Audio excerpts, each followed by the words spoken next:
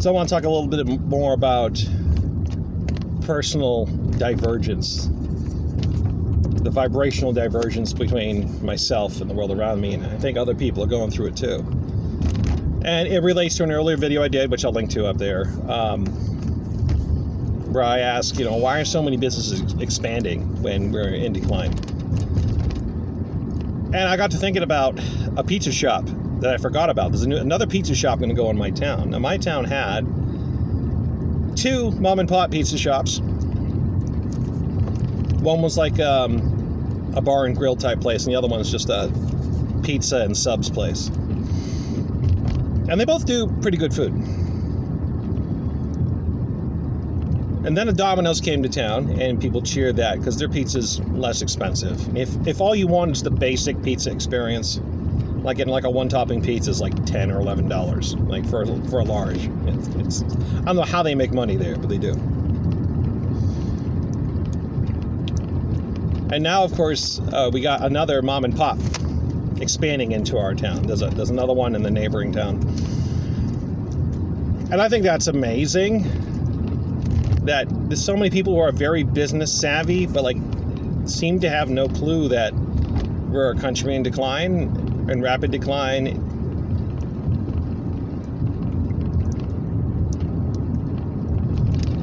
Maybe I'm overestimating the impact that 20% reduction in world oil supply because of the blockade in the Strait of Hormuz, not to mention the reduction in fertilizer and all these things we depend on, just-in-time delivery, that's not going to affect things very much.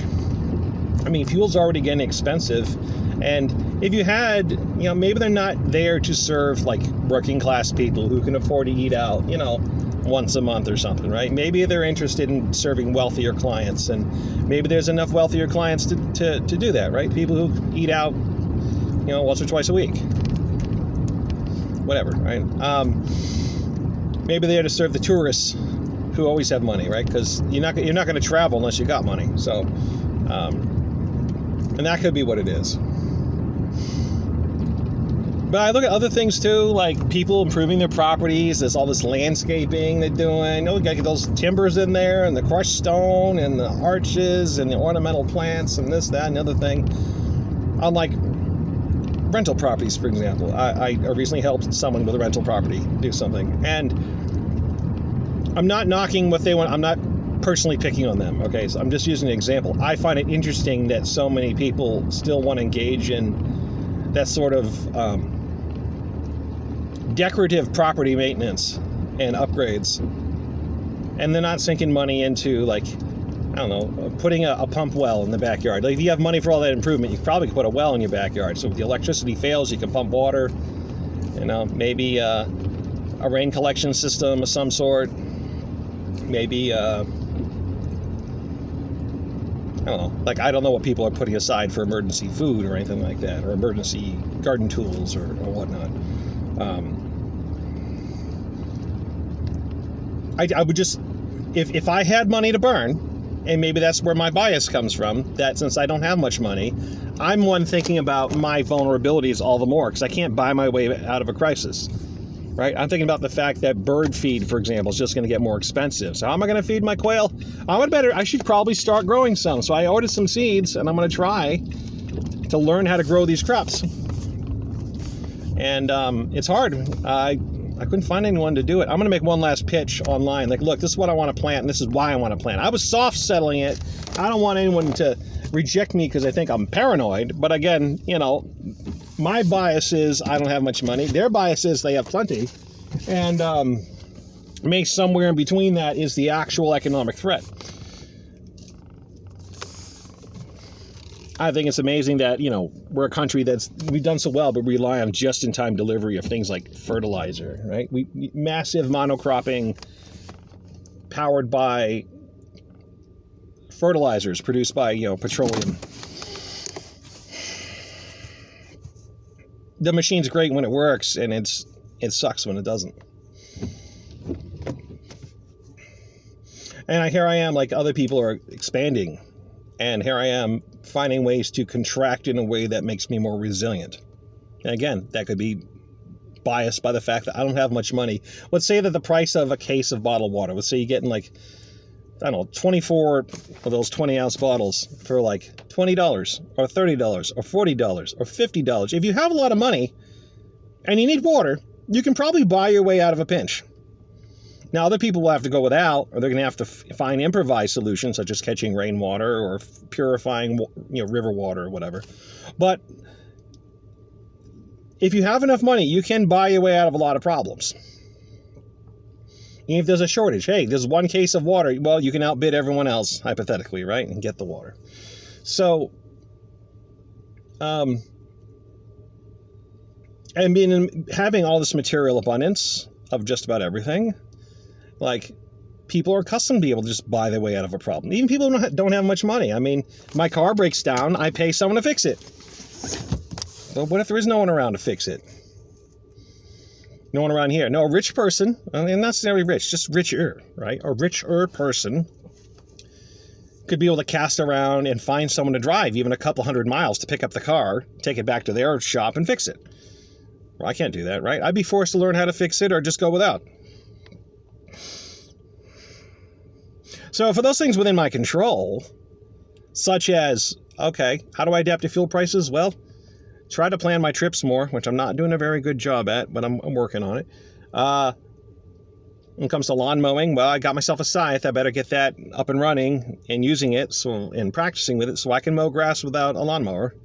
Or maybe get a push manual mower and get it before the price of everything goes through the roof, right? Because right now you can get a decent manual push mower for like $130. It comes with a sharpening blade and you can sharpening stone, and you can sharpen it and maintain it, oil it. He'll cut grass. Not glamorous, but it'll work, and I can still offer a service to people even when the economy goes belly up, and even if fuel becomes scarce or unavailable, even if there's a virus running amok, guess what? I can still go around mowing people's grass. It might even be better for me, right? I got some scrap wood here and some old, what do you call them? Wagon wheels, those steel hub wagon wheels. And for like kids' wagons or for making your own little trolleys and such, I could probably make a little tool wagon I could pull around town. My loser wagon, put my garden tools in it, and I could walk around, pull that thing like a rickshaw, and do my garden work, not needing fuel, not needing electricity, probably getting a good fucking workout, good exercise, and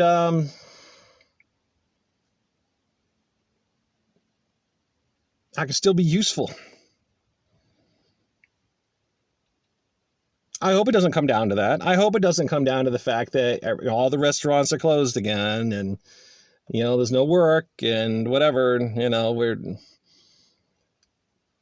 isolating until, some sort of vaccine comes out that may or may not work, I hope we're not there. I hope we don't get to that. We might.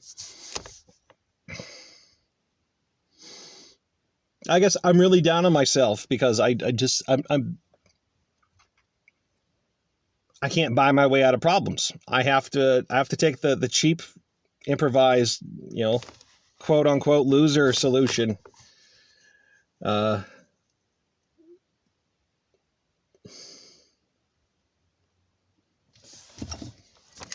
Growing this, growing that, fixing this, fixing that, cutting grass without a gas-powered mower.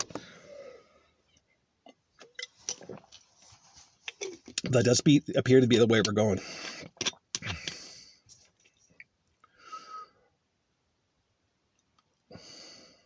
This is divergence. The people who still believe in the system, the economic and political system, and the people who don't. People know that the economic system is falling apart, and the people who also know that there's no voting your way out of this. And it's going to rely on each and every one of us being creative, patient, long-suffering,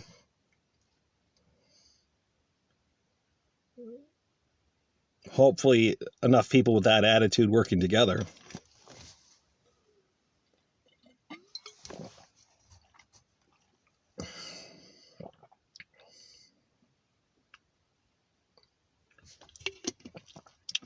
Anyways, that's my stream of consciousness today on this rainy Wednesday evening.